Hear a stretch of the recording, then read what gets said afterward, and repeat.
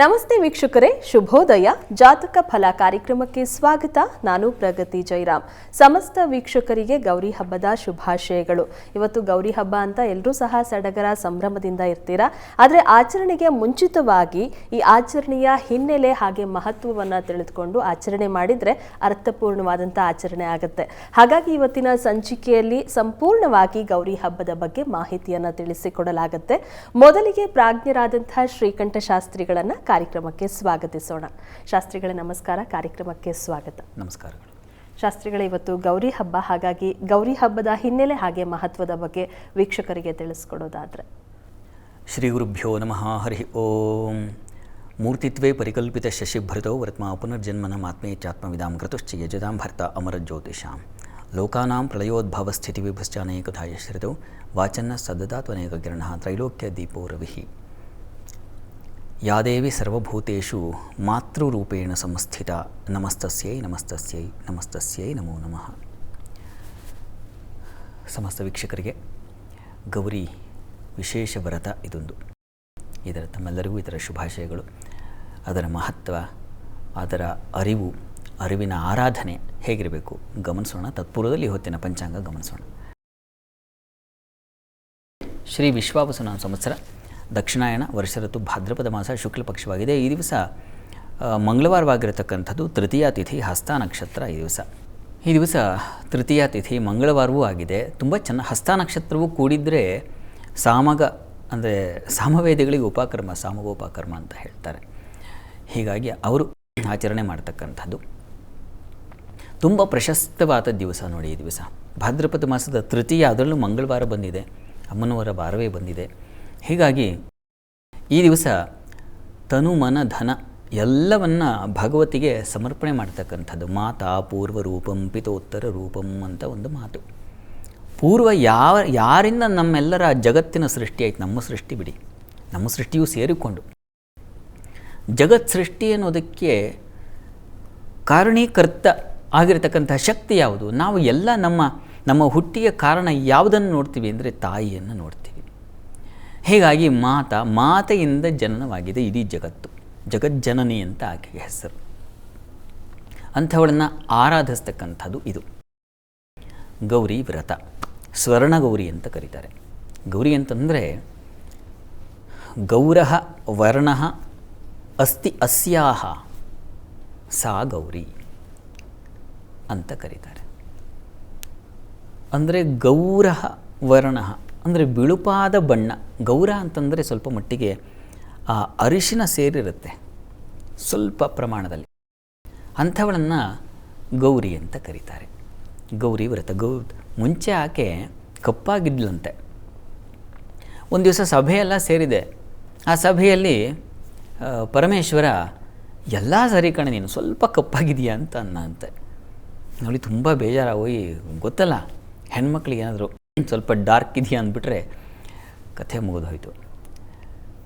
ಅದಕ್ಕೆ ಬೇಜಾರಾಗೋಯ್ತು. ನಮ್ಮ ಹಾಗೆ ಅಂತ ಅನ್ನೋದನ್ನು ಕಥೆಗಳು ಹೇಳುತ್ತೆ, ಪುರಾಣ ಕಥೆಗಳು. ಮನುಷ್ಯರು ಏನು ತಿಳ್ಕೋಬೇಕು ಅನ್ನೋದನ್ನು ಹೇಳುತ್ತೆ. ಹಾಗಾಗಿ ಬೇಸರವಾಗಿ ಕೈಲಾಸವನ್ನೇ ತೊರೆದು ಹೋಗಿಬಿಟ್ಲು. ಆಮೇಲೆ ಪರಮೇಶ್ವರ ಗೊತ್ತಲ್ಲ, ಆಮೇಲೆ ಸಮಾಧಾನ ಪಡಿಸ್ಲಿಕ್ಕೆ ಎಷ್ಟೆಲ್ಲ ಹರಸಾಹಸ ಪಡಬೇಕು, ಯಾವ್ಯಾವ ಆಮಿಷಗಳನ್ನು ಅವರಿಗೆ ಒಡ್ಡಬೇಕಾಗತ್ತೆ, ಅಥವಾ ಇನ್ಯಾವ ರೀತಿಯಲ್ಲಿ ಸಮಾಧಾನ ಪಡಿಸೋಷ್ಟೊತ್ತಿಗೆ ಹರೋಹರ ಪರಮೇಶ್ವರನಿಗೂ ಹಾಗಾಯಿತು. ಆಮೇಲೆ ಹಾಗೆಲ್ಲ ಇಲ್ಲ, ಇನ್ನಿನ್ನು ಬಣ್ಣ ಬದಲಾಯಿಸ್ತೀನಿ ಅಂತ ಹೇಳಿ ಅವನು ಗಂಗೆ ನೀರನ್ನು ತೆಗೆದು ಹಾಕಿದ. ಆಮೇಲೆ ಆಕೆ ಬಿಳುಪಾದಳು, ಸ್ವಲ್ಪ ಬಣ್ಣ ಬದಲಾಯಿತು ಅಂತ. ಹಾಗಾಗಿ ವರ್ಣವನ್ನು ಪಡೆದಳು ಅಂತೆಲ್ಲ ಇದೆ ಕಥೆ ಬಿಡಿ. ವಸ್ತುತಃ ಇಂಥ ಕಥೆಗಳೆಲ್ಲ ನಮಗೆ ಹೇಳ್ಕೊಂಡಿರೋದು. ಈ ಥರ ಇದ್ದರೆ ಯಾವುದೋ ಒಂದು ಗೌರಿ ಆರಾಧನೆ ಮಾಡೋದ್ರಿಂದಾಗಿ ಮುಖದಲ್ಲಿ ಒಂದು ಕಾಂತಿ ಬರುತ್ತೆ, ಮಾಡಿ ಅಂತ ಹೇಳಿದ್ರೆ ಓಕೆ. ಆದರೆ ವಸ್ತುತಃ ಈ ಆರಾಧನೆಯ ಸ್ಟಫ್ನೆಸ್ ಏನು ಅಂತಂದರೆ, ಪ್ರಕೃತಿ ಸೃಷ್ಟಿ, ಆ ತಾಯಿ ಎಲ್ಲವನ್ನ ಸೃಷ್ಟಿಸ್ತಕ್ಕಂಥ ಶಕ್ತಿ ಇರ್ತಕ್ಕಂಥವಳು. ತನ್ನ ಸೊಬಗಿಗೋ ತನ್ನ ಬಣ್ಣಕ್ಕೋ ಏನೋ ಹೀಗೆ ಮಂಕಾಗ್ತಕ್ಕಂಥ ವಿಚಾರ ಅಷ್ಟೇನು ಅದನ್ನು ಗಂಭೀರವಾಗಿ ತಗೋಬೇಕಾಗಿಲ್ಲ. ಅಂತೂ ಈ ದಿವಸ ಈ ಸ್ವರ್ಣ ಗೌರಿಯನ್ನು ಆಚರಣೆ ಮಾಡ್ತಕ್ಕಂಥದ್ದು ಹೇಗೆ? ಎಷ್ಟೋ ಜನರಿಗೆ ಗೊಂದಲವೂ ಇದೆ. ನಾವು ಆಚರಿಸಬೇಕೋ ಬೇಡವಾ, ನಮ್ಮ ಮನೆಗಳಿಂದ ಬಂದಿಲ್ಲ, ಬಂದಿಲ್ಲದೆ ಇದ್ದರೆ ಹೇಗೆ, ಬಂದಿರತಕ್ಕಂಥ ಅಂದರೆ ಆಚರಣೆ ಮಾಡೋದಾದರೆ ಹೇಗೆ, ಈ ಥರದ್ದೆಲ್ಲ ಇರ್ತದೆ. ಗೌರಿ ವ್ರತಕ್ಕೆ ಯಾರು ಮಾಡಬಾರ್ದು ಅಂತ ನಿಷಿದ್ಧ ಇಲ್ಲ. ಇಂಥವ್ರು ಮಾಡಬೇಕು, ಇಂಥವ್ರು ಮಾತ್ರವೇ ಮಾಡಬೇಕು, ಇಂಥವ್ರು ಮಾಡೋ ಹಾಗಿಲ್ಲ, ಇದೆಲ್ಲ ಏನೂ ಇಲ್ಲ, ಖಂಡಿತ ಇಲ್ಲ. ಆಚರಣೆ ಮಾಡಬೇಕು ಅನ್ನೋ ಮನಸ್ಸು ಬೇಕು ಮುಖ್ಯವಾಗಿ. ಯಾಕೆಂದರೆ ಒಂದು ಆಚರಣೆ, ಒಂದು ವ್ರತ ಅಂತಂದರೆ ಒಂದು ಸುದೀರ್ಘ ಕಾಲ ಇರುತ್ತೆ. ಈಗ ಗೌರಿಗೆ 16 ವರ್ಷಗಳು ನಿರಂತರವಾಗಿ ತಪ್ಪಿಸಬಾರದು, 1 ವರ್ಷವೂ ತಪ್ಪಬಾರದು. ಹಾಗೆ 16 ವರ್ಷ ಆಚರಿಸಬೇಕು ಅಂತ ಒಂದು ಗಡುವಿದೆ. ಅಷ್ಟು ವರ್ಷ ಆಚರಿಸಲಿಕ್ಕೆ ಶ್ರದ್ಧೆ ಬೇಕಾಗುತ್ತೆ ನಮಗೆ, ಸಮಯ ಮಾಡಿಕೊಳ್ಳೋ ಶ್ರದ್ಧೆ, ಮತ್ತು ಅದನ್ನೆಲ್ಲ ಪ್ರಾರಬ್ಧ ಅಂದ್ಕೊಳ್ಳದೆ ಮಾಡ್ತಕ್ಕಂಥದ್ದು. ನಾವು ಹಬ್ಬ ಬಂದ ಕೂಡಲೇ ಪಾಪ ಎಷ್ಟೋ ಜನರಿಗೆ ಕೆಲಸದ ಒತ್ತಡವೋ ಮತ್ತೊಂದೋ, ವೃಥ ಯಾರನ್ನು ದೂಷಿಸಬಾರ್ದು, ಯಾರ ಮೇಲೂ ಆರೋಪ ಮಾಡಬಾರ್ದು. ಅಯ್ಯೋ ಶ್ರದ್ಧೆ ಇಲ್ಲ, ಅದಿಲ್ಲ, ಮತ್ತು ಮುಣ್ಣೊನ್ಸಿ ಹೀಗೆಲ್ಲ ಹೇಳೋದ್ರಲ್ಲಿ ಅರ್ಥ ಇಲ್ಲ. ಕಾರ್ಯ ಒತ್ತಡ, ಕೆಲವರಿಗೆ ಮನಸ್ಸೇ ಇರೋದಿಲ್ಲ, ಏನು ಮಾಡೋದು? ಕೆಲವು ಹೆಣ್ಮಕ್ಳಿಗೆ ಅಯ್ಯೋ ಇದೊಂದು ಒಳ್ಳೆ ಈ ಹಬ್ಬಗಳು ಬಂದುಬಿಟ್ರೆ ತಲೆನೋವಪ್ಪ, ಈ ಥರ ಬೇಡಪ್ಪ, ನೀವು ಮಾಡಬೇಡಿ, ಬಿಟ್ಟಾಕಿ. ಇದು ವ್ರತ ನಿರೀಕ್ಷೆ ಮಾಡೋದಿಲ್ಲ. ಇದನ್ನೆಲ್ಲ ಮಾಡಬೇಕು ಅಂತಿದ್ದರೆ ಅದು ಶ್ರದ್ಧೆ ಬೇಕಾಗುತ್ತೆ, ಅದು ತಪಸ್ಸು. ಹೀಗಾಗಿ ಗೌರಿ ವ್ರತ ಅಂತಕ್ಕಂಥದ್ದು ಮುಖವನ್ನು ಸಿಂಡ್ರಿಸ್ಕೊಳ್ಳದೆ, ಹುಬ್ಬನ್ನು ಗಂಟಿಕ್ಕದೆ, ಪ್ರೀತಿಯಿಂದ ಮುಖ ಅರಳಬೇಕು. ಗೌರಿ ಪೂಜೆ ಅಂತಂದರೆ ಹಿಂದಿನ ದಿವಸವೇ ಅದಕ್ಕೆಲ್ಲ ಸಿದ್ಧತೆ. ಪಾಪ ಬಾಗಿನ ಕೊಡ್ಲಿಕ್ಕೆ ಬೇಕಾಗಿರ್ತಕ್ಕಂಥ ಮರದ ಬಾಗಿನಿಂದ ಹಿಡಿದು ಆಕೆಗೆ ಅಲಂಕಾರ ಮಾಡ್ತಕ್ಕಂಥ ಪೀಠ, ವಸ್ತ್ರ, ಆಕೆಗೆ ಅದು ಆ ಮುಖವಾಡ ಇತ್ಯಾದಿ ಎಲ್ಲವನ್ನು ಸಿದ್ಧ ಮಾಡ್ಕೊಳ್ಬೇಕಾಗತ್ತೆ. ವಸ್ತ್ರಗಳು, ಗೆಜ್ಜೆ ವಸ್ತ್ರ, 16 ಎಳೆಯ ಗೆಜ್ಜೆ ವಸ್ತ್ರ ಬೇಕಾಗುತ್ತೆ. 16 ಸಂಖ್ಯೆಯಲ್ಲಿ ಬಹಳ ಮುಖ್ಯ, ಆಮೇಲೆ ಅದನ್ನು ಹೇಳ್ತೀನಿ. ಹೀಗೆಲ್ಲ ಸಿದ್ಧತೆ ಮಾಡಿಕೊಳ್ಳಿಕ್ಕೆ ಮನಸ್ಸು ಕಹಿಯಾಗಿದ್ದಾಗ, ಗಂಟಾಗಿದ್ದಾಗ ಸಾಧ್ಯವಿಲ್ಲ. ನೀವು ನಿಮ್ಮ ಮಗುವಿನ ಹುಟ್ಟು ಹಬ್ಬವನ್ನು ಹೇಗೆ ಆಚರಿಸ್ತೀರೋ, ನಿಮ್ಮ ಸಂಭ್ರಮವನ್ನು ಹೇಗೆ ಕಳಿತೀರೋ, ಆಚರಿಸ್ತೀರೋ, ಆ ರೀತಿಯಲ್ಲಿ ಅದಕ್ಕಿಂತ ಮಿಗಿಲಾಗಿ ಮಾಡಬೇಕು. ಮನಸ್ಸು ತುಂಬಿಕೊಂಡು ನೀವು ಮಾಡ್ತಾ ಇರೋ ಜಗಜ್ಜನನೀಯ ಆರಾಧನೆ, ಹೀಗಾಗಿ ಅದು ಎಂಥ ಮಹತ್ತರವಾದದ್ದು ಅಂತ ಅನ್ನಿಸ್ಬೇಕು, ಮನಸ್ಸಿಗೆ ತುಂಬ ಭಾವ ಬರಬೇಕು. ಆಗ ನೋಡಿ ಮನೆಯಲ್ಲಿ ಒಂದು ಪೀಠವನ್ನಿಟ್ಟು ಅದರಲ್ಲಿ ಅಲಂಕಾರ ಇತ್ಯಾದಿ ಎಲ್ಲ ನಿಮಗೆ ಗೊತ್ತೇ ಇದೆ. ಮನೆ ಸಾರಿಸೋದು ಮತ್ತೊಂದು ಇದೆಲ್ಲ ನಾನೇನು ಹೇಳಲಿಕ್ಕೆ ಹೋಗಲ್ಲ, ಅದು ನಿಮಗೆ ಗೊತ್ತಿರತಕ್ಕಂಥ ವಿಚಾರಗಳು. ಪ್ರಧಾನವಾದದ್ದು ಏನಪ್ಪ ಅಂದರೆ ಅಲ್ಲಿ ಅರಿಶಿಣದ ಬೊಂಬೆಯನ್ನು, ಅರಿಶಿಣದ ಮುಖವನ್ನು ಮಾಡಬೇಕು ಅಂತಿದೆ. ಅಥವಾ ವಸ್ತುತಃ ಬಂಗಾರದ್ದು ಹೇಳಿದೆ, ಕಷ್ಟ, ಎಷ್ಟೋ ಜನರಿಗೆ ಆಗೋದಿಲ್ಲ. ಇರೋಂಥವ್ರು ಮಾಡಿ ಬಂಗಾರದ ಗೌರಿಯನ್ನು ಆರಾಧನೆ ಮಾಡಬೇಕು ಅಂತಿದೆ, ಅದನ್ನು ಮಾಡ್ತಕ್ಕಂಥದ್ದು. ಇಲ್ಲಪ್ಪ ಕಡು ಬಡವರು ಇದ್ದಾರೆ, ಎಷ್ಟೋ ಜನ ನಮ್ಮ ಮಧ್ಯಮ ವರ್ಗದವರು ಇಲ್ಲ ಕಡು ಬಡವರೇ ಇರ್ತಾರೆ. ಅವರಿಗೆಲ್ಲ ಏನಪ್ಪ ಅಂತಂದರೆ ಈಗ ಗೊತ್ತಿದೆ, ನೀವು ಮಣ್ಣಿನ ಮೂರ್ತಿಯನ್ನು ತೊಗೊಂಡು ಬರ್ತೀರಾ, ಗಣೇಶನ ಜೊತೆಗೆ ತಂದುಬಿಟ್ಟಿರ್ತೀರ, ಆ ಗೌರಿಯನ್ನೇ ಇಟ್ಟರೆ ಆಗುತ್ತೆ, ತೊಂದರೆ ಇಲ್ಲ. ಅಥವಾ ಅದಕ್ಕಿಂತನೂ ಆಗ್ತಲೇ ಇಲ್ಲ ಅಂದವರು ಅರಿಶಿಣದ ನೀರಲ್ಲಿ ಕಲಸಿ ಅಥವಾ ಹಾಲಿನಲ್ಲಿ ಕಲಸಿ ಅದನ್ನೇ ಮೂರ್ತಿಯಾಗಿ ಮಾಡ್ತಕ್ಕಂಥ ಹರಿದ್ರಾ ಗೌರಿ ಅಂತ ಮಾಡಿಟ್ಕೊಳ್ತಕ್ಕಂಥ ಸಾಧ್ಯತೆ ಕೂಡ ಇದೆ. ಕಲಶ ಸ್ಥಾಪನೆ ಮಾಡ್ಕೊಳ್ತಕ್ಕಂಥದ್ದು, ಕಲಶಕ್ಕೆಲ್ಲ ಅಲಂಕರಿಸ್ತಕ್ಕಂಥದ್ದು. ಆ ಕಲಶದಲ್ಲಿ ತೆಂಗಿನಕಾಯಿಯನ್ನು ಚೆನ್ನಾಗಿ ಎರೆದು ಅದಕ್ಕೆ ಅಲಂಕಾರ ಮಾಡಿ ಅದನ್ನೇ ಗೌರಿ ಅಂತ ಸ್ಥಾಪನೆ ಮಾಡಿ ಅದಕ್ಕೆ ಅಲಂಕಾರ, ವಿವಿಧ ಬಗೆಗಳಲ್ಲಿ ಅಲಂಕಾರ ಮಾಡ್ತಕ್ಕಂಥದ್ದು. ಹೀಗೆ ಮಾಡಿ ಪೂಜೆಯನ್ನು ಶುರು ಮಾಡ್ತಕ್ಕಂಥದ್ದು, ಷೋಡಶೋಪಚಾರ ಪೂಜೆ. ಅಲ್ಲಿ 16 ಬಗೆಯ ಆವಾಹನೆಯಿಂದ ಹಿಡಿದು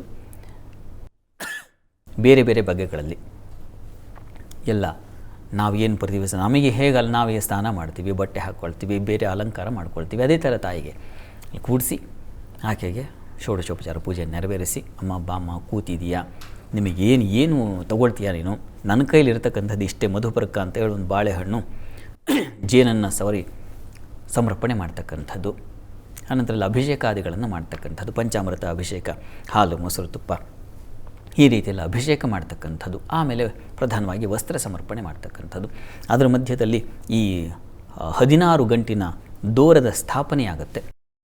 ಅಲ್ಲಿ ನಾವು ವರಮಹಾಲಕ್ಷ್ಮಿಯಲ್ಲಿ 12 ಗಂಟುಗಳದ್ದು ಕಂಡ್ವಲ್ಲ, ಆ ರೀತಿಯಲ್ಲಿ 16 ಎಳೆಯ ಗಂಟು. 16 ಅಂತಕ್ಕಂಥದ್ದು ಷೋಡಶ ಸಂಖ್ಯೆಯನ್ನು ಸೂಚಿಸ್ತಕ್ಕಂಥದ್ದು.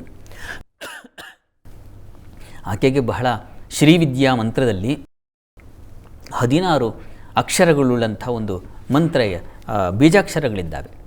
ಕಾಯ ಏಲ ಹ್ರೀಂ, ಹಾಸಕ ಹಲ ಹ್ರೀಂ, ಸಕಲ ಶ್ರೀಂ, ಸಕಲ ಹ್ರೀಂ ಅಂತಕ್ಕಂಥ ಮಂತ್ರ ಇದೆ. ಅದಕ್ಕೆ ಶ್ರೀಂ ಅಂತಕ್ಕಂಥದ್ದು ಸೇರಿದರೆ ಪೂರ್ವದಲ್ಲಿ ಇದು ಷೋಡಶ ಅಕ್ಷರಗಳ 16 ಅಕ್ಷರಗಳ ವಿಶೇಷ ಮಂತ್ರವಾಗುತ್ತೆ. ಈ ಒಂದು ಸಂಕೇತವಾಗಿ 16 ಅನ್ನೋದನ್ನು ಸೂಚಿಸಿದೆ. 16 ಕಲೆಗಳು ಅಂತಲೂ ಇದೆ. ಚಂದ್ರನಿಗೆ 15 ತಿಥಿ ಮತ್ತು 16ನೇದು ಒಂದು ಪೂರ್ಣತೆ ಅನ್ನೋದಿದೆಯಲ್ಲ, ಆ ರೀತಿಯಲ್ಲಿ 16 ಕಲೆಗಳನ್ನು ಸೂಚಿಸ್ತಕ್ಕಂಥದ್ದು. ಉಪನಿಷತ್ತಲ್ಲೂ ಹೇಳುತ್ತೆ ಷೋಡಶ ಕಲಶಾವಾನ್ ಅಂತ. ಆ ಮಹಾಪುರುಷನ ಅದು ಹೇಗಿದೆ ಅಂತಂದರೆ ಹಾಗೆ 16 ಕಲೆಗಳಿಂದ ಕೂಡಿದೆ ಅಂತಕ್ಕಂಥದ್ದು. ಹೀಗೆ ಅನೇಕ ಅರ್ಥ ಇದೆ ಅದಕ್ಕೆ. ಹೀಗಾಗಿ 16 ಅಂತಕ್ಕಂಥದ್ದು ಶ್ರೀವಿದ್ಯೆಗೆ ಸಂಬಂಧಿಸಿರ್ತಕ್ಕಂಥದ್ದು ಪ್ರಧಾನ. ಆ ರೀತಿಯಲ್ಲಿ ಆ ಭಗವತಿಗೆ 16 ಗಂಟಿನ ದಾರವನ್ನು ಸಮರ್ಪಣೆ ಮಾಡಿ ಕೊನೆಗೆ ಅದನ್ನು ಧಾರಣೆ ಮಾಡ್ತಕ್ಕಂಥದ್ದು ಪೂಜೆಯ ಸಮಾಪ್ತಿಯಲ್ಲಿ. ಆಮೇಲೆ ವಿವಿಧ ಬಗೆಯ ನೈವೇದ್ಯಗಳಿದ್ದಾವೆ. ನಿಮಗೆಲ್ಲ ನೈವೇದ್ಯಕ್ಕೆ ನೀವೇನು ತಗೊಳ್ತೀರೋ ಅದನ್ನೇ ಭಗವತಿಗೆ ಸಮರ್ಪಣೆ ಮಾಡ್ತೀರ. ಹೋಳಿಗೆ ಬಹಳ ಮುಖ್ಯವಾಗಿ ಅಮ್ಮನವರಿಗೆ ಸಮರ್ಪಣೆ. ಮತ್ತು ಮುದ್ಗಾನ್ನ ಹೇಳಿದೆ, ಹರಿದ್ರಾನ್ನ ಹೇಳಿದೆ, ಮತ್ತು ಗುಡಾನ್ನ ಹೇಳಿದೆ. ಹೀಗೆ ಅನೇಕ ಬಗೆಗಳಲ್ಲಿ ಬೆಲ್ಲದನ್ನ, ಪಾಯಸವೂ ಆಗಬಹುದು. ಹೀಗೆ ಇಷ್ಟವಾದದ್ದನ್ನು ಸಮರ್ಪಣೆ ಮಾಡ್ತಕ್ಕಂಥದ್ದು. ಕೊನೆಯಲ್ಲಿ ಮಂಗಳಾರತಿಯನ್ನು ಮಾಡಿ ನೀವು ಆ ದೂರವನ್ನು 16 ಗಂಟಿನ ದಾರವನ್ನು ಕಟ್ಟಿಕೊಳ್ತಕ್ಕಂಥದ್ದು. ಹೀಗೆ ಒಂದು ಸರಳವಾದ ವಿವರಣೆ ಇದು. ಬಹಳ ಮುಖ್ಯವಾದದ್ದು ಬಾಗಿನ ಸಮರ್ಪಣೆ.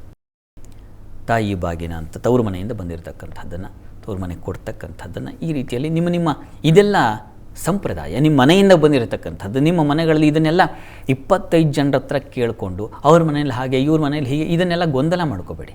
ನಿಮ್ಮ ತಾಯಿ ಏನು ಹೇಳು ಅದನ್ನೇ ಕೇಳು ಅಂತ ಹೇಳಿದೆ. ವಸ್ತುತಃ ಶಾಸ್ತ್ರೀಯವಾದ ದೃಷ್ಟಿಯಿಂದಲೂ ಹೇಳಿದೆ ಅಲ್ಲಿ. ನಿಮ್ಮ ಊರಿನ, ನಿಮ್ಮ ಮನೆಯ, ನಿಮ್ಮ ಕುಟುಂಬದಲ್ಲಿರ್ತಕ್ಕಂಥ ಹಳೆಯ ವೃದ್ಧ ಮಹಿಳೆಯರನ್ನು ಕೇಳಬೇಕು ಅಂತಿದೆ. ಅವರನ್ನು ಕೇಳ್ಕೊಂಡು ಮಾಡಿ ಇದನ್ನು ಅಂತ ಇದೆ. ಹೀಗಾಗಿ ನಿಮ್ಮ ಹಿರಿಯರನ್ನು ಕೇಳ್ಕೊಳ್ಳಿ, ಹೇಗೆ ನಮ್ಮ ಸಂಪ್ರದಾಯ ಅಂತ ಆ ರೀತಿಯಲ್ಲಿ ಮಾಡಿ. ಇದು ಗೊಂದಲ ಮಾಡ್ಕೊಳ್ಳೋ ಅವಶ್ಯಕತೆ ಇಲ್ಲ. ಅದನ್ನು ಇಡಬೇಕು, ಇದು ಅಲ್ಲಿ ಏನು ಇಡಬೇಕು. ವಸ್ತುತಃ ಅಲ್ಲಿ ಅಕ್ಕಿ ಹೇಳಿದೆ, ಬಳೆ ಬಿಚ್ಚೋಲೆ ಇವುಗಳು ಯಾವುದನ್ನು ಮಂಗಳ ದ್ರವ್ಯ ಅಂತೀವೋ ಅವುಗಳನ್ನು ಹೇಳಿದೆ. ಬಾಚಣಿಕೆ, ಒಂದು ಕನ್ನಡಿ. ಮಂಗಲ ದ್ರವ್ಯಗಳು ಅಂದರೆ ಸ್ತ್ರೀಯರು ಏನನ್ನು ಉಪಯೋಗಿಸ್ತಾರೋ ಅದು ಕಾಡಿಗೆ ಇದನ್ನೆಲ್ಲ ಅಲ್ಲಿಟ್ಟು ಅಕ್ಕಿಯನ್ನು, ಬೇಳೆಯನ್ನು, ಬೆಲ್ಲವನ್ನು, ರವೆಯನ್ನು, ಹೀಗೆ ನಿತ್ಯೋಪಯೋಗಿ ಯಾವ ವಸ್ತುಗಳಿದ್ದಾವೆ ಅವುಗಳನ್ನು ಹೆಚ್ಚಾಗಿ ನೀವು ಇನ್ನೇನು ಅದಕ್ಕೆ ಹಾಕ್ಕೊಂಡ್ರೂ ತೊಂದರೆ ಇಲ್ಲ. ಮತ್ತು ಪ್ರಧಾನವಾದದ್ದು ಇವುಗಳನ್ನು ಇದ್ರ ಜೊತೆಗೆ ಸೀರೆ ಕೊಡ್ತಿರೋ ಮತ್ತೊಂದು ಇನ್ನೇನೋ ನಿಮಗಿಷ್ಟ, ಅವರಿಗಿಷ್ಟವಾದ ವಸ್ತು ನಿಮಗಿಷ್ಟವಾದದ್ದಲ್ಲ. ನೀವು ಯಾರಿಗೆ ಸಂಕಲ್ಪ ಮಾಡಿ ಕೊಡ್ತೀರೋ ಅವರಿಗೆ ಹಿತವಾಗಬೇಕು. ಇದು ಒಂದು ರೀತಿಯ ದಾನ. ಅದನ್ನು ಸಮರ್ಪಣೆ ಮಾಡ್ತಕ್ಕಂಥದ್ದು ಬಹಳ ಮುಖ್ಯ. ಅದನ್ನು ಮಾಡಿ ಅವ್ರ ಹತ್ರ ಆಶೀರ್ವಾದವನ್ನು ತಗೊಂಡು ಹೀಗೆ ಗೌರಿ ಪೂಜೆ ಒಂದು ಸ್ಥೂಲ ನೋಟ. ಹೇಗೆ ಮಾಡೋದರಿಂದ ಗೌರಿಯ ಒಂದು ಪೂಜೆ ಆಯ್ತಪ್ಪ, ಇದು ಕೊನೆಗೆಲ್ಲ ಪ್ರಸಾದ ತೊಗೊಂಡು ನೆಮ್ಮದಿಗೆ ಅಷ್ಟರ ಮಟ್ಟಿಗೆ ಗೌರಿಯನ್ನು ಮನಸ್ಸಿಗೆ ತುಂಬಿಕೊಳ್ತಕ್ಕಂಥದ್ದು. ಇದನ್ನು ಮೀರಿದ್ದೊಂದಿದೆ, ಅದು ಗೌರಿಯ ಅನುಸಂಧಾನ. ಈ ದಿವಸ ಲಲಿತಾ ಸಹಸ್ರನಾಮವನ್ನು ಹೇಳ್ಕೊಳ್ಳಿ. ಅದು ತುಂಬ ತುಂಬ ಬಹಳ ಮುಖ್ಯವಾದದ್ದು. ಶ್ರೀವಿದ್ಯಾ ಉಪಾಸಕರಲ್ಲಿ ಆ ಭಗವತಿಯ ಅನುಗ್ರಹಕ್ಕಾಗಿ, ಆಕೆಯ ಒಂದು ವರಕ್ಕಾಗಿ ಲಲಿತಾ ಸಹಸ್ರನಾಮ ಹೇಳ್ತಕ್ಕಂಥದ್ದಿದೆ. ಹೀಗಾಗಿ ತಪ್ಪದೇ ಈ ದಿವಸ ಒಂದು ಮನೆ ಮೇಲೆ ಕೂತ್ಕೊಂಡು ಎಲ್ಲ ಪೂಜೆ ಆದ ಮೇಲೆ, ಅಷ್ಟೋತ್ತರ ಸೇವೆ ಮಾಡಿದ ಮೇಲೆ ನೀವು ಆ ಲಲಿತಾ ಸಹಸ್ರನಾಮವನ್ನು ಹೇಳಿಕೊಂಡ್ರೆ ಅಥವಾ ಕೇಳಿಸ್ಕೊಳ್ಳಿ, ಹೇಳಲಿಕ್ಕಾಗದೆ ಕಷ್ಟ ಅಂತವ್ರು ಕೇಳಿಸ್ಕೊಳ್ಳಿ. ಬಹಳ ವಿಶೇಷವಾದ ತತ್ವ ಅದರಲ್ಲಿ ಅಡಕವಾಗಿದೆ.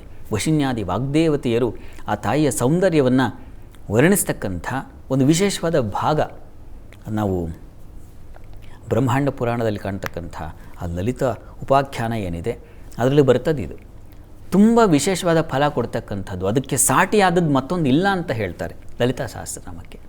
ಆ ಶ್ರೀಲಲಿತೆಯನ್ನು ಆರಾಧನೆ ಮತ್ತು ಅಥವಾ ಶ್ರೀಚಕ್ರ ಪೂಜೆಯನ್ನು ಮಾಡಬಹುದು ಈ ದಿವಸ. ಮನೆಯಲ್ಲಿ ಬಂದಿದ್ದರೆ ಅದನ್ನು ಮಾಡಲಿಕ್ಕೆ ಅಡ್ಡಿ ಇಲ್ಲ. ಇವೆಲ್ಲ ಅಂತಃಪ್ರಧಾನ ವಿದ್ಯೆಯ ಅಂತರಂಗವನ್ನು ಬೆಳಗತಕ್ಕಂಥ ಪೂಜೆ ಇದು. ಗೌರಿ ಆರಾಧನೆ ಅಂತಕ್ಕಂಥದ್ದು ಅಂತರಂಗದ ಅಲ್ಲಿ ಒಳ್ಳೆಯ ಸತ್ವವನ್ನು ತುಂಬತಕ್ಕಂಥ ಪೂಜೆ. ಹೀಗಾಗಿ ಅದನ್ನು ಮನಸ್ಸಿಗೆ ತಂದುಕೊಳ್ಬೇಕು ಈ ಹಬ್ಬದ ದಿವಸ. ನೀವು ಇನ್ನೊಬ್ಬರ ಮನೆ ಚರ್ಚೆ, ಇನ್ನೊಬ್ಬರ ವಿಚಾರ ಚರ್ಚೆ ಇವುಗಳನ್ನೆಲ್ಲ ಕತ್ತರಿಸ್ಬಿಡಿ ದಯವಿಟ್ಟು. ಈ ಲಲಿತಾರಾಧನೆ ಅಂತಕ್ಕಂಥ ನೀವು ಅರ್ಚನೆ ಮಾಡ್ತಾ ಇದ್ದೀರಂತಂದರೆ ಲಲಿತೆಯನ್ನು ಮನಸ್ಸಿಗೆ ಮನಸ್ಸುಗಳಲ್ಲಿ ತುಂಬಿಕೊಳ್ತಕ್ಕಂಥದ್ದು. ಎದೆಯ ದನಿಗೂ ಮಿಗಿಲಾಗಿಹುದೆ ಅಂತಾರಲ್ಲ ಕುವೆಂಪು ಅವರು. ಹಾಗೆ ಎದೆಯ ದನಿ ಏನನ್ನು ಹೇಳ್ತಾ ಇದೆಯಪ್ಪ ಅಂದ್ರೆ ಆ ಲಲಿತಾ ಪರಮೇಶ್ವರಿಯನ್ನೇ ಹೇಳ್ತಾ ಇದೆ, ಲಲಿತಾ ನಾಮಾವಳಿಗಳನ್ನೇ ಹೇಳ್ತಾ ಇದೆ. ಆ ಲಲಿತಾ ತ್ರಿಪುರ ಸುಂದರಿ ವಸ್ತುತಃ ಹಾಗೆ ಲಲಿತಾ ತ್ರಿಪುರ ಸುಂದರಿ ಅಂತಲೇ ಕರೀತಕ್ಕಂಥದ್ದಲ್ಲ. ಆಕೆಯನ್ನು ಮನಸ್ಸಿನಲ್ಲಿ ತುಂಬಿಕೊಂಡ್ಮೇಲೆ ಬೇರೆ ಇನ್ಯಾವುದಕ್ಕೆ ಅವಕಾಶ ಇದೆ ಹೇಳಿ? ಮನಸ್ಸಿನಲ್ಲಿ ಇನ್ಯಾವುದಕ್ಕೂ ಅವಕಾಶ ಇಲ್ಲಮ್ಮ, ಎಲ್ಲ ಸರ್ವವೂ ನೀನೇ ತುಂಬಿ ಮಯ. ನಿನ್ನ ಮಯವೇ ಆಗಿಬಿಟ್ಟಿದ್ದೀನಿ ನಾನು ಅಂದಾಗ ಇನ್ಯಾವುದಕ್ಕೂ ಅಲ್ಲಿ ಆಸ್ಪದ ಇಲ್ಲ. ಆ ಚಿಂತನೆ ಈ ಚಿಂತನೆಗೆ ಅವಕಾಶ ಇದ್ದರೆ, ಜಾಗವಿದ್ದರೆ ತಾನೆ. ಆ ರೀತಿಯಲ್ಲಿ ಆ ಶ್ರದ್ಧೆ ಬೇಕಾಗುತ್ತೆ. ಆ ರೀತಿಯಲ್ಲಿ ನೀವು ಲಲಿತಾ ಸಹಸ್ರನಾಮ ಹೇಳ್ಕೊಳ್ಳಿ. ನಿಜವಾದ ಗೌರಿ ಪೂಜೆ ಅಲ್ಲಿ ಆಗುತ್ತೆ. ಇದು ತುಂಬ ಹೃದಯದಿಂದ ಪೂಜೆ ಮಾಡ್ತಕ್ಕಂಥ ವಿಧಾನ. ಆಚರಣೆ ಮಾಡಿ, ಆ ಲಲಿತಾ ಅನುಗ್ರಹ ಉಂಟಾಗಲಿ ತಮಗೆಲ್ಲ. ಶಾಸ್ತ್ರಿಗಳೇ, ಈ ದಿನ 12 ರಾಶಿಗಳ ಫಲಾಫಲ ಯಾವ ರೀತಿಯಾಗಿದೆ? 12 ರಾಶಿಗಳ ಫಲಾಫಲ ತಿಳಿಯುವ ಮುನ್ನ ಈ ಹೊತ್ತಿನ ಗ್ರಹಸ್ಥಿತಿಯನ್ನು ಗಮನಿಸ್ಕೊಳ್ಳೋಣ. ಮಿಥುನ ರಾಶಿಯಲ್ಲಿ ಗುರು ಇರ್ತಕ್ಕಂಥದ್ದು, ಕರ್ಕಟಕ ರಾಶಿಯಲ್ಲಿ ಬುಧ ಹಾಗೂ ಶುಕ್ರರ ಯುತಿಯನ್ನು ನೋಡ್ತಾ ಇದ್ದೀವಿ. ರವಿಕೇತುಗಳ ಯುತಿ ಇದೆ, ಅದು ಸಿಂಹ ರಾಶಿಯಲ್ಲಿ. ಶಶಿಮಂಗಳ ಯೋಗ ಅಂದರೆ ಚಂದ್ರ ಕುಜರು ಒಟ್ಟಾಗಿದ್ದಾರೆ ಕನ್ಯಾ ರಾಶಿಯಲ್ಲಿ. ವೃಶ್ಚಿಕ ರಾಶಿಯಲ್ಲಿ ದಿವಸ ಮಾಂದಿ ಉದಿಯಾಗಿದೆ. ಇನ್ನು ರಾಹು ಶನೈಶ್ಚರರು ಕುಂಭ ಮೀನುಗಳಲ್ಲಿದ್ದಾರೆ. ಹೀಗಿರುವಾಗ 12 ರಾಶಿಗಳ ಫಲಾಫಲ ತಿಳಿತಾ ಹೋಗೋಣ. ಮೊದಲಿಗೆ ಮೇಷರಾಶಿ. ಮೇಷರಾಶಿಯವರಿಗೆ ದಿವಸ ಸ್ವಲ್ಪ ಮಟ್ಟಿಗೆ ಹಿನ್ನಡೆಗೆ ದಿನ. ಕಾರ್ಯಗಳಲ್ಲಿ ಹಿನ್ನಡೆ ಉಂಟಾಗುತ್ತೆ. ಏನೋ ಒಂದು ವಸ್ತು ನಷ್ಟ ಆಗ್ತಕ್ಕಂತಹ ಸಾಧ್ಯತೆ. ಮತ್ತು ಚಂದ್ರ ಹಾಗೂ ಜನ್ಮಾಧಿಪತಿ ಒಟ್ಟಾಗಿದ್ದಾರೆ, ಷಷ್ಠದಲ್ಲಿ ದುಸ್ಥಾನದಲ್ಲಿದ್ದಾರೆ. ಹೀಗಾಗಿ ಬಂಧುಗಳ ಜೊತೆಗೆ ಸ್ವಲ್ಪ ಹುಷಾರಾಗಿರಿ. ಮನೆಗೆ ಬಂದಿರ್ತಾರೆ ನೋಡಿ, ಪೂಜೆ ಪುನಸ್ಕಾರ ಅನ್ನೋದು ಬಿಟ್ಟು ಬೇರೆಲ್ಲ ಚರ್ಚೆಗಳು, ಇನ್ಯಾವುದೋ ಒಂದು ವಾಗ್ವಾದ, ಘರ್ಷಣೆ, ಇವುಗಳಿಗೆ ದಾರಿ ಆಗಿಬಿಡೋ ಸಾಧ್ಯತೆ ಇರುತ್ತೆ. ಗೌರಿ ಹಬ್ಬದ ದಿನ ಜಗಳ ಮಾಡಿಕೊಂಡ್ರೆ ಕಷ್ಟ. ಇನ್ನೇನು ವರ ಇನ್ನೆಂಥದ್ದು ಸಿಗಬಹುದು ಯೋಚನೆ ಮಾಡಿ. ಹೀಗಾಗಿ ಬಹಳ ಎಚ್ಚರಿಕೆ ಇರಲಿ ಈ ದಿವಸ. ಮಾಂದಿ ಬೇರೆ ಅಷ್ಟಮದಲ್ಲಿದ್ದಾಗ ವಸ್ತು ನಷ್ಟತೆ. ಇನ್ನೊಬ್ಬರ ಮನೆಗೆ ಗೌರಿಗೆ ಹೋಗಿರ್ತೀರ ಪೂಜೆಗೋ ಮತ್ತೊಂದಕ್ಕೋ, ಅಥವಾ ಇನ್ನೇನೋ ಪಂಚಪಾತ್ರೆ ಮತ್ತೊಂದು ಬೆಳ್ಳಿದೋ ಮತ್ತೊಂದೋ ತೊಗೊಂಡು ಹೋಗಿದ್ದರೆ ಅದು ಒಂದು ನಷ್ಟವಾದರೂ ಮನಸ್ಸಿಗೆ ಎಷ್ಟು ಬೇಸರ ಆಗುತ್ತೆ. ಯೋಚನೆ ಮಾಡಿ, ಸ್ವಲ್ಪ ಎಚ್ಚರಿಕೆ ಇರಲಿ.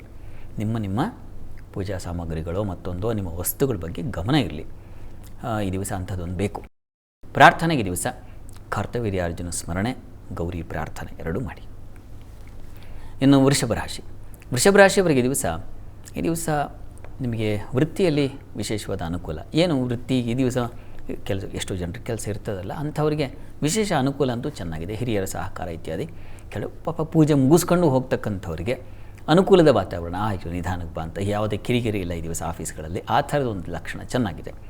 ಸ್ವಲ್ಪ ಮನಸ್ಸಿಗೆ ಹಿತವಾದ ವಾತಾವರಣ, ಮಕ್ಕಳಿಂದ ಸಹಕಾರ ಸಿಗ್ತಕ್ಕಂಥದ್ದು, ಗೌರಿ ಪೂಜೆ ಮನಸ್ಸಿಗೆ ಸಮಾಧಾನ ತಂದು ಕೊಡ್ತಕ್ಕಂಥದ್ದು ಈ ಥರದ್ದಲ್ಲೇ ಇದೆ. ಆದರೆ ದಾಂಪತ್ಯದಲ್ಲಿ ಮನಸ್ತಾಪ ಬರಬಹುದು, ಸ್ವಲ್ಪ ಹುಷಾರು. ಗೌರಿ ಪೂಜೆ ಮಾಡಿ ಗಂಡನ ಹತ್ರ ಅಥವಾ ಗೌರಿ ಪೂಜೆ ಮಾಡಿಸ್ಕೊಂಡು ಆ ಹೆಂಡತಿ ಮೇಲೇ ಬೇಸರ ಆಗ್ತಕ್ಕಂಥದ್ದು ಈ ಥರದ್ದು ಒಂದು ವಾತಾವರಣ ಇದೆ. ಹೀಗಾಗಿ ಪೂಜೆ ಇದ್ದಾಗ ತುಂಬ ಸಹನೆ ಬೇಕಾಗುತ್ತೆ, ಸಮಾಧಾನ ಬೇಕಾಗುತ್ತೆ. ಏನೋ ಒಂದು ಸ್ವಲ್ಪ ವ್ಯತ್ಯಾಸ ಆಗುತ್ತೆ, ಕಾಲ ವ್ಯತ್ಯಾಸ ಆಗಬಹುದು, ತಡವಾಗಬಹುದು, ಲೇಟ್ ಆಗೋಯಿತು, ಪೂಜೆ ಲೇಟ್ ಆಯಿತು, ಊಟ ಈ ಥರದ್ದು. ಈ ಹುಷಾರು, ಎಚ್ಚರಿಕೆ, ಸಮಾಧಾನ ಇರಲಿ. ಇನ್ನು ವ್ಯಾಪಾರಿಗಳಿಗೆ ಸ್ವಲ್ಪ ತೊಂದರೆ ಆಗೋ ಸಾಧ್ಯತೆ ಇದೆ. ಹಣ್ಣು ಹೂವು ವ್ಯಾಪಾರಿಗಳು ಸ್ವಲ್ಪ ಹುಷಾರಾಗಿರಿ. ಪ್ರಾರ್ಥನೆಗೆ ದುರ್ಗಾ ಪ್ರಾರ್ಥನೆಯನ್ನೇ ಮಾಡಿ. ಇನ್ನು ಮಿಥುನ ರಾಶಿ. ಮಿಥುನ ರಾಶಿಯವರಿಗೆ ದಿವಸ ಕೆಲಸ ಕಾರ್ಯಗಳಲ್ಲಿ ಅನುಕೂಲದ ವಾತಾವರಣ ಇದೆ. ಕುಟುಂಬ ಸೌಖ್ಯವನ್ನು ಕಾಣ್ತೀರಾ. ಹಬ್ಬ ನಿಮ್ಮ ಪಾಲಿಗೆ ಒಂಥರ ರಂಜನೆ, ಮನಸ್ಸಿಗೆ ಹಿತ ತಂದು ಕೊಡುತ್ತೆ, ಅದು ಬೇಕಾಗಿದೆ. ಬಂಧು ಬಾಂಧವರು ಇಷ್ಟ ಮಿತ್ರರ ಜೊತೆಗೆ ತುಂಬ ಚೆನ್ನಾಗಿ ಒಳ್ಳೆಯ ಒಡನಾಟ ಚೆನ್ನಾಗಿರ್ತದೆ. ಸುಗ್ರಾಸ ಭೋಜನ, ಅಂದ್ಕೊಂಡಿದ್ದ ಹಾಗೆ ಅಂದ್ಕೊಂಡಿದ್ದ ಸಮಯಕ್ಕೆ ಎಲ್ಲ ಮಾಡಿ ಮುಗಿಸ್ತಕ್ಕಂಥ ಒಂದು ಫಲ ಖಂಡಿತ ಇದೆ. ಸ್ವಲ್ಪ ಹುಷಾರು, ಸ್ವಲ್ಪ ಬೆಂಕಿ ನೀರು ಈ ವಿಚಾರಗಳಲ್ಲಿ. ದೀಪ ಹಚ್ಚುವಾಗ ಬಟ್ಟೆ ಗಮನ ಇರಲಿ. ಎಷ್ಟೋ ಬಾರಿ ಪಾಪ ದೀಪ ಹಚ್ಚುವ ವೇಳೆಗೆ ಸೀರೆ ಮತ್ತು ಇನ್ನೂ ಆಗ್ಬಿಡ್ತಕ್ಕಂಥ ಸಾಧ್ಯತೆ. ಹುಷಾರು, ಎಚ್ಚರಿಕೆಯಿಂದ ಇರಬೇಕು. ಮತ್ತು ಈ ದಿವಸ ಆರೋಗ್ಯದಲ್ಲಿ ಸ್ವಲ್ಪ ಏರುಪೇರು ಆಗ್ತಕ್ಕಂಥ ಲಕ್ಷಣ ಇದೆ, ಸ್ವಲ್ಪ ಗಮನ ಕೊಡಿ. ಈ ದಿವಸ ನರಸಿಂಹ ಕವಚವನ್ನು ಹೇಳ್ಕೊಳ್ಳಿ. ದುರ್ಗಾ ಕವಚವೂ ಆಗುತ್ತೆ, ಹೇಳ್ಕೊಂಡ್ರೆ ಬಹಳ ಒಳ್ಳೆಯದು. ಇನ್ನು ಕರ್ಕಟಕ ರಾಶಿ. ಕರ್ಕಟಕ ರಾಶಿಯವರಿಗೆ ಈ ದಿವಸ ಕೆಲಸ ಕಾರ್ಯಗಳಲ್ಲಿ ಅನುಕೂಲದ ಒಂದು ವಾತಾವರಣ ಚೆನ್ನಾಗಿದೆ. ಧೈರ್ಯ, ಸಾಹಸ, ಕಠಿಣ ಅನಿಸುತ್ತೆ ಆದರೆ ನಾನು ಮಾಡ್ತೀನಿ ಅಂತಕ್ಕಂಥದ್ದು. ಪೂಜೆನೂ ಮಾಡಿಕೊಂಡು, ಆಫೀಸ್ ಕೆಲಸನೂ ಮಾಡಿಕೊಂಡು, ಮಕ್ಕಳಿಗೂ ತಯಾರಿ ಮಾಡಿ, ಈ ಥರದ್ದು ಹಲವು ಇರ್ತದೆ. ಆದರೂ ಅದನ್ನು ಯಾವುದೇ ಗೋಜಲು ಮಾಡಿಕೊಳ್ಳದೆ, ಸಿಟ್ಟು ಮಾಡಿಕೊಳ್ಳದೆ ಆರಾಮಾಗಿ ಕೆಲಸ ಮಾಡ್ತಕ್ಕಂಥ ಶಕ್ತಿ ಇದೆ. ಕುಟುಂಬ ಸಹಕಾರ ಚೆನ್ನಾಗಿದೆ. ಹಣಕಾಸಿನ ಬಲ ಚೆನ್ನಾಗಿರ್ತದೆ ಈ ದಿವಸ. ಸ್ವಲ್ಪ ಮಕ್ಕಳ ವಿಚಾರದಲ್ಲಿ ಸ್ವಲ್ಪ ಕಿರಿಕಿರಿ ಆಗಿಬಿಡುತ್ತೆ ಈ ದಿವಸ. ಹೀಗಾಗಿ ಸ್ವಲ್ಪ ಹುಷಾರು. ಲಲಿತಾ ಸಹಸ್ರನಾಮ ಹೇಳ್ಕೊಳ್ಳಿ, ಅದು ತುಂಬ ಸಹಾಯವಾಗುತ್ತೆ. ಇನ್ನು ಸಿಂಹರಾಶಿ. ಸಿಂಹರಾಶಿಯವರಿಗೆ ಈ ದಿವಸ ಆರೋಗ್ಯ ಬಲ ಚೆನ್ನಾಗಿದೆ. ನಿಮಗೆ ಕೆಲಸ ಮಾಡ್ತಕ್ಕಂಥ ಉತ್ಸಾಹ ಇದು ಚೆನ್ನಾಗಿದೆ. ಕುಟುಂಬ ಸಹಕಾರ ಚೆನ್ನಾಗಿರ್ತದೆ. ಹಣಕಾಸಿನ ಅನುಕೂಲ, ವ್ಯಯವೂ ಇದೆ, ಲಾಭವೂ ಇದೆ, ಎರಡೂ ಇದೆ. ಹೀಗಾಗಿ ಅನುಕೂಲದ ದಿನವೇ, ಸಂಶಯ ಇಲ್ಲ. ಪ್ರಯಾಣದಲ್ಲಿ ಸ್ವಲ್ಪ ಹುಷಾರು. ಹಬ್ಬಕ್ಕೆಲ್ಲೋ ಇನ್ನೊಂದು ಕಡೆ ಹೋಗಬೇಕು, ಮತ್ತೊಂದು ಆಚರಣೆ ಮಾಡಿ ವಾಪಸ್ ಬರೋ ಸಂದರ್ಭದಲ್ಲಿ ಅವಸರ ಆಯಿತು, ಈ ರೀತಿಯಲ್ಲಿ ನಿಮಗೆ ಪ್ರಯಾಣದಲ್ಲೂ ತೊಂದರೆ ಆಗಿಬಿಡುತ್ತೆ. ಸಮಯಕ್ಕೆ ರೀಚ್ ಆಗೋಕ್ಕಾಗಲ್ಲ, ಅಥವಾ ಮುಗಿದ ಮೇಲೆ ವಾಪಸ್ ಮತ್ತೆ ಬೇಗ ಬರಲಿಕ್ಕೂ ಆಗಲ್ಲ. ಆ ರೀತಿಯ ಒಂದು ತೊಡಕನ್ನು ಸೂಚಿಸ್ತಾ ಇದೆ. ಅಥವಾ ಇನ್ಯಾವುದೇ ಪ್ರಯಾಣವೂ ಸ್ವಲ್ಪ ತೊಂದರೆ ಇದೆ ಈ ದಿವಸ. ಮತ್ತು ಈ ದಿವಸ ಬಂಧುಗಳಲ್ಲಿ ಸ್ವಲ್ಪ ಹುಷಾರು. ನೋಡಿ, ವ್ರತ ಮಾಡುವಾಗ ಮೌನ ಬಹಳ ಮುಖ್ಯ. ಅವರಿವರು ಮಾತು, ಅವರಿವ್ರಿಗೆ ಚರ್ಚೆಗಳಿಗೆ ಆಸ್ಪದ ಕೊಡಬೇಡಿ, ಅದರಿಂದ ಪ್ರಮಾದ ಉಂಟಾಗುತ್ತೆ ಅನ್ನೋದನ್ನು ಸೂಚಿಸ್ತಾ ಇದೆ. ಗೊತ್ತಾದಾಗ ಈ ರಸ್ತೆಯಲ್ಲಿ ತೊಡಕಿದೆ ಅಂದಾಗ ಅದನ್ನು ಅವಾಯ್ಡ್ ಮಾಡೋದು ತುಂಬ ಒಳ್ಳೆಯದಲ್ವ. ಬೇರೆ ರಸ್ತೆ ಆಯ್ಕೆ ಮಾಡ್ಕೊಳ್ತೀವೋ ಹಾಗೆ ಬಂಧುಗಳ ವಿಚಾರದಲ್ಲಿ ಸ್ವಲ್ಪ ಎಚ್ಚರಿಕೆಯಿಂದಾಗ ಈ ದಿವಸ ಬೇಡಪ್ಪ ಮಾತು, ಮೌನ, ಇದು ಒಳ್ಳೆಯದು. ಪ್ರಾರ್ಥನೆ ಈ ದಿವಸ ಗೌರಿ ಪ್ರಾರ್ಥನೆ ಮಾಡಿ. ಇನ್ನು ಕನ್ಯಾ ರಾಶಿ. ಕನ್ಯಾ ರಾಶಿಯವರಿಗೆ ಈ ದಿವಸ ಆರೋಗ್ಯ ಬಲ ಚೆನ್ನಾಗಿದೆ. ಪೂಜಾ ಕಾರ್ಯಗಳಲ್ಲಿ ಭಾಗಿಯಾಗ್ತಕ್ಕಂಥ ಒಂದು ಸಮಾಧಾನ, ಸಮೃದ್ಧಿ ಇದೆ. ಲಾಭವೂ ಇದೆ. ಹಣ್ಣು ಹಾಲು ವ್ಯಾಪಾರಿಗಳಿಗಂತೂ ತುಂಬ ಚೆನ್ನಾಗಿದೆ. ಈ ಯಾವುದನ್ನು ಅಡುಗೆ ತಯಾರಿ ಇಂಥ ಕ್ಷೇತ್ರಗಳಲ್ಲಿ ಕೆಲಸ ಮಾಡೋರಿಗೆ ತುಂಬ ಚೆನ್ನಾಗಿದೆ ಈ ದಿವಸ. ಹೆಚ್ಚಿನ ಅನುಕೂಲ ಅದನ್ನು ಸೂಚಿಸ್ತಾ ಇದೆ. ಈ ದಿವಸ ಸ್ವಲ್ಪ ಗಂಟಲು ಥ್ರೋಟ್ ಇನ್ಫೆಕ್ಷನ್ ಆಗಬಹುದು, ಹೀಗಾಗಿ ಹುಷಾರು. ಸ್ವಲ್ಪ ಭಯದ ವಾತಾವರಣ ಸೂಚಿಸ್ತಾ ಇದೆ ಈ ದಿವಸ. ಏನಾಗ್ಬಿಡುತ್ತೋ ಏನೋ ಅಂತಕ್ಕಂಥ ಏನೂ ಇರಲ್ಲ, ಆದರೂ ಒಂಥರ ಆವರಿಸುತ್ತೆ ಭಯ, ಮಾಯೆ. ಇದರ ನಿವಾರಣೆಗೆ ನರಸಿಂಹ ಪ್ರಾರ್ಥನೆ ಮಾಡಿಕೊಳ್ಳಿ. ಶಾಸ್ತ್ರಿಗಳ ಇನ್ನುಳಿದ ರಾಶಿಗಳ ಫಲಾಫಲ ಇವತ್ತು ಯಾವ ರೀತಿಯಾಗಿದೆ? ತುಲಾರಾಶಿಯವರಿಗೆ ದಿವಸ ಕೆಲಸ ಕಾರ್ಯಗಳಿಗೆ ಪರಿಶ್ರಮ ಜಾಸ್ತಿ, ಹೆಚ್ಚಿನ ಶ್ರಮ ತಗೋತೀರ. ಒಂದು ಪೂಜೆ ಮಾಡಲಿಕ್ಕೂ ಎಲ್ಲ ತಯಾರಿ ನಾನೇ ಮಾಡಿಕೊಂಡೆ ಅಂತಕ್ಕಂಥದ್ರಿಂದ ಹಿಡಿದು ಪಾಪ ಮುಗಿಸೋಷ್ಟೊತ್ತಿಗೆ ಹೈರಾಣಾಗಿರ್ತಾರೆ ಹೆಣ್ಣುಮಕ್ಕಳು. ಆ ರೀತಿಯಲ್ಲಿದೆ. ಮತ್ತು ಹೆಚ್ಚಿನ ವ್ಯಯವನ್ನು ಸೂಚಿಸ್ತಾ ಇದೆ. ಸಂಗಾತಿಯಲ್ಲಿ ಸಾಮರಸ್ಯ ಚೆನ್ನಾಗಿದೆ. ಈ ದಿವಸ ಕುಟುಂಬದಲ್ಲಿ ಘರ್ಷಣೆಗಳು ನೋಡಿ, ಯಾವಾಗ ಒತ್ತಡ ಜಾಸ್ತಿ ಆಗುತ್ತೆ ಸಹಜವಾಗಿ ಮಾತು ಹೊರಟಾಗ್ತಕ್ಕಂಥದ್ದು, ಘರ್ಷಣೆ ಇತ್ಯಾದಿ ತೊಡಕನ್ನು ಸೂಚಿಸ್ತಾ ಇದೆ. ತುಂಬ ತಾಳ್ಮೆ ಬೇಕಾಗುತ್ತೆ. ಪೂಜಾ ಸಂದರ್ಭಗಳಲ್ಲಿ ತಾಳ್ಮೆ ಬಹಳ ಮುಖ್ಯ, ಅದೇ ಬೇಕಾಗಿರೋದು. ಹೀಗಾಗಿ ತಾಳ್ಮೆಯಿಂದ ಇದ್ದುಬಿಡಿ. ಈ ದಿವಸ ಮಾತು ಅಷ್ಟೇ ಸ್ವಲ್ಪ ಮಾತಿಗೆ ಕಡಿವಾಣ ಹಾಕ್ಕೊಳ್ಳಿ. ಹಣಕಾಸಿನ ವಿಚಾರದಲ್ಲಿ ತೊಂದರೆ ಆಗೋ ಸಾಧ್ಯತೆ ಇದೆ, ಹುಷಾರು. ಹಣ ವ್ಯವಹಾರಗಳು ಈ ದಿವಸ ಬಿಟ್ಟುಬಿಡಿ. ಇದೆಲ್ಲ ಎಚ್ಚರಿಕೆ ತೊಗೋಬೇಕು ನೀವು ಈ ದಿವಸ. ಇದು ತಪ್ಪದೇ ಲಲಿತಾ ಸಹಸ್ರನಾಮ ಹೇಳ್ಕೊಳ್ಳಿ. ಇನ್ನು ವೃಶ್ಚಿಕ ರಾಶಿಯವರಿಗೆ ವೃತ್ತಿಯಲ್ಲಿ ಈ ದಿವಸ ಕೆಲಸ ಕಾರ್ಯಗಳಲ್ಲಿ ಹೆಚ್ಚಿನ ಅನುಕೂಲ ಇದೆ. ಹಿರಿಯರ ಸಹಕಾರ, ತಂದೆ ಮಕ್ಕಳಲ್ಲಿ ಒಂದು ಸಾಮರಸ್ಯದ ಭಾವನೆ, ಮನೆಯಲ್ಲಿ ವಾತಾವರಣ ಹಿತವಾಗಿರ್ತದೆ. ಈ ದಿವಸ ಹೆಚ್ಚಿನ ತೊಡಕು ತೊಂದರೆಗಳಿಗೆ ಅವಕಾಶ ಇಲ್ಲ. ಆರೋಗ್ಯದಲ್ಲೇ ಸ್ವಲ್ಪ ತೊಂದರೆ ಆಗಬಹುದು, ಹೀಗಾಗಿ ಆರೋಗ್ಯದ ಕಡೆ ತಲೆನೋವು ಬರಬಹುದು. ಹೀಗಾಗಿ ಪಾಪ ಎಷ್ಟೊತ್ತು ವ್ರತ ಆದ ಸಂದರ್ಭದಲ್ಲಿ ಊಟಕ್ಕೆ ಲೇಟ್ ಆಗಬಹುದು, ಆ ಮೂಲಕ ತಲೆನೋವು ಬರಬಹುದು. ಈ ಥರದ್ದೊಂದು ಸಾಧ್ಯತೆ ಇದೆ. ಆಗಲೇಬೇಕು ಅಂತಲ್ಲ, ಲಕ್ಷಣ ಇದೆ. ಆದರೆ ಹೆಚ್ಚಿನ ಅನುಕೂಲ ಇದೆ, ಲಾಭ ಇದೆ. ಹಿರಿಯರ ಸಹಕಾರ, ಒಳ್ಳೆಯ ಮಾರ್ಗದರ್ಶನ, ಇನ್ನೊಬ್ಬರ ಸಹಕಾರ, ಇದೆಲ್ಲ ತುಂಬ ಚೆನ್ನಾಗಿದೆ. ಹೆಚ್ಚಿನ ಅನುಕೂಲ ಇದೆ. ನೀವು ಸುಬ್ರಹ್ಮಣ್ಯ ಕವಚವನ್ನು, ದುರ್ಗಾ ಕವಚವನ್ನು ಹೇಳ್ಕೋಬಹುದು. ಇನ್ನು ಧನುರಾಶಿಯವರಿಗೆ ಕೆಲಸ ಕಾರ್ಯಗಳಲ್ಲಿ ಒಂದು ನಿರಾಳತೆ, ಸಹಕಾರ, ಇದು ತುಂಬ ಚೆನ್ನಾಗಿದೆ. ಈ ಪೂಜೆ ಪುನಸ್ಕಾರ ಅಂತಂದರೆ ಇನ್ನೊಬ್ಬರು ಸಹಕಾರವು ಬಂದು ಗೆಜ್ಜೆ ವಸ್ತ್ರ ರೆಡಿ ಮಾಡ್ತೀನಿ ಅಂತಂದರೆ ಇನ್ನೊಬ್ಬರು ಇನ್ನೇನೋ ಒಂದು ಬಾಗಿನ ರೆಡಿ ಮಾಡ್ತೀನಿ ಅಂತ ಕೂತ್ಕೊಳ್ತಾರೆ. ಆ ರೀತಿಯಲ್ಲಿ ಸಹಕಾರದ ಒಂದು ವಾತಾವರಣ ಇರ್ತದೆ ಈ ದಿವಸ. ಕೆಲಸಗಳಲ್ಲೂ ಚೆನ್ನಾಗಿದೆ ಈ ದಿವಸ, ಅನುಕೂಲದ ವಾತಾವರಣ ಇದೆ. ದಾಂಪತ್ಯದಲ್ಲಿ ಅನುರಾಗ, ಪ್ರೀತಿ, ವಿಶ್ವಾಸಗಳು ಹೆಚ್ಚಾಗಿರ್ತದೆ, ಚೆನ್ನಾಗಿದೆ ಈ ದಿವಸ. ಇನ್ನು ನಿಮಗೆ ಸ್ವಲ್ಪ ವ್ಯಯ ಇದೆ, ಹೆಚ್ಚಿನ ಖರ್ಚು. ಒಂದು ತಂದಿರ್ತೀರಾ, ಮತ್ತೆ ನೆನಪು ಹೊರಟೋಗಿ ಮತ್ತೆ ಅದನ್ನೇ ತಂದು ಇಡ್ತಕ್ಕಂಥದ್ದು. ಹೀಗೆ ಅತಿಯಾದ ವ್ಯಯವನ್ನು ಸೂಚಿಸ್ತಾ ಇದೆ. ಎಚ್ಚರ ಇರಲಿ, ಕಾಲಿಗೆ ಪೆಟ್ಬಿಡ್ಬಹುದು, ಹುಷಾರು. ಉಳಿದ ಹಾಗೆ ಬಂದು ಸಹಕಾರ ಇದೆಯಲ್ಲ ತುಂಬ ಚೆನ್ನಾಗಿದೆ. ಪ್ರಾರ್ಥನೆಗೆ ದಿವಸ ಇಷ್ಟದೇವತಾ ಆರಾಧನೆ, ಲಲಿತಾ ಪ್ರಾರ್ಥನೆ ಮಾಡಿ. ಮಕರಾಶಿಯವರಿಗೆ ಧರ್ಮ ಕಾರ್ಯಗಳಲ್ಲಿ ಭಾಗಿ, ಉತ್ಕೃಷ್ಟವಾದ ದಿವಸ. ಪೂಜೆ ಪುನಸ್ಕಾರಗಳಲ್ಲಿ ಸಮಾಧಾನ, ನಿರಾಳತೆ ಇದೆ. ಸಂಗಾತಿಯಲ್ಲೂ ಸಾಮರಸ್ಯದ ಭಾವನೆ ಇದೆ. ಕುಟುಂಬದಲ್ಲಿ ಒಂದು ರೀತಿಯ ಸೌಖ್ಯ, ಲಾಭ ಎಲ್ಲವನ್ನು ಕಾಣಲಿಕ್ಕೆ ಅವಕಾಶ ಇದೆ. ಹಿತವಾದ ವಾತಾವರಣ, ಮನಸ್ಸಿಗೆ ಯಾವುದು ಹಿತ ಅನಿಸುತ್ತೋ ಅದನ್ನೇ, ಆ ಕೆಲಸವೇ ನಿರ್ಮಾಣ ಆಗೋದು, ಆ ಕೆಲಸದಲ್ಲಿ ಫಲ, ಜಯ ಸಿಗೋದು, ಈ ಥರದ್ದೆಲ್ಲ ತುಂಬ ಚೆನ್ನಾಗಿದೆ. ಕುಟುಂಬ ಸಹಕಾರ ಚೆನ್ನಾಗಿದೆ, ಸಹೋದರ ಸಹಕಾರ ಚೆನ್ನಾಗಿದೆ, ಹೆಚ್ಚಿನ ಅನುಕೂಲ ಇದೆ. ಇಷ್ಟ ದೇವತಾ ಆರಾಧನೆ ಮಾಡಿ. ಇನ್ನು ಕುಂಭರಾಶಿಯವರಿಗೆ ಮನಸ್ಸಿಗೆ ಹಿತವಾದ ವಾತಾವರಣ, ಕುಟುಂಬದಲ್ಲಿ ಸಹಕಾರ. ಹೆಣ್ಣುಮಕ್ಕಳಿಗೆ ಅತಿಯಾದ ನಷ್ಟ ಇದೆ, ಹುಷಾರು.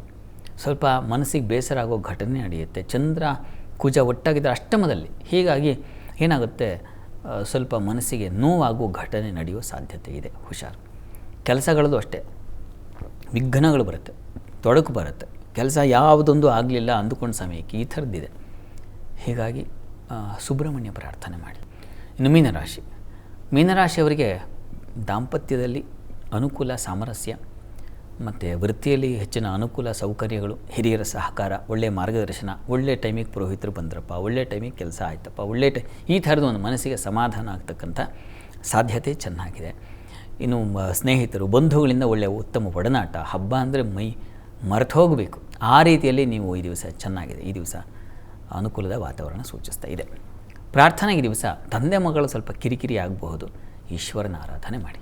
ಸರಿ ಶಾಸ್ತ್ರಿಗಳೇ, ಈ ದಿನ ಗೌರಿ ಹಬ್ಬದ ಆಚರಣೆಯ ಜೊತೆಗೆ 12 ರಾಶಿಗಳ ಫಲಾಫಲ ಹೇಗಿದೆ ಅನ್ನೋದ್ರ ಬಗ್ಗೆ ಮಾಹಿತಿಯನ್ನು ತಿಳಿಸ್ಕೊಟ್ರಿ. ಧನ್ಯವಾದಗಳು. ಸರ್ವೇ ಜನಾಃ ಸುಖಿನೋ ಭವಂತು, ಸಮಸ್ತ ಸನ್ಮಂಗಳಾನಿ ಭವಂತು. ಎಲ್ಲರಿಗೂ ಶುಭವಾಗಲಿ. ವೀಕ್ಷಕರೇ, ಇದಾಗಿತ್ತು ಇವತ್ತಿನ ಜಾತಕ ಫಲ ಕಾರ್ಯಕ್ರಮ. ನೇರ ದಿಟ್ಟ ನಿರಂತರ ಸುದ್ದಿಗಾಗಿ ನೋಡ್ತಾ ಇರಿ ಏಷ್ಯಾನೆಟ್ ಸುವರ್ಣ ನ್ಯೂಸ್.